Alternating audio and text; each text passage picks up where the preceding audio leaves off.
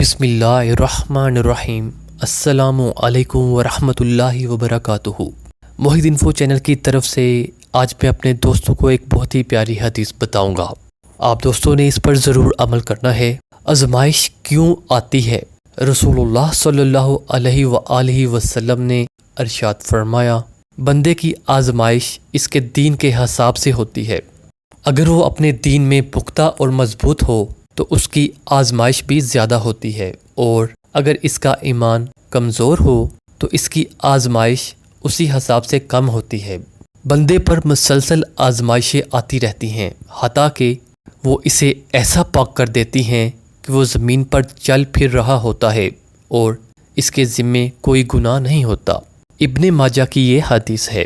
آپ دوستوں سے گزارش ہے کہ آپ نے اس حدیث کو آگے ضرور شیئر کرنا ہے۔ اچھی بات پھیلانا بھی صدقہ جاریہ ہے۔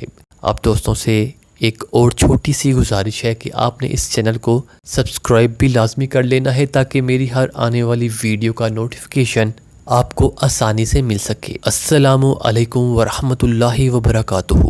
جزاک اللہ خیرن۔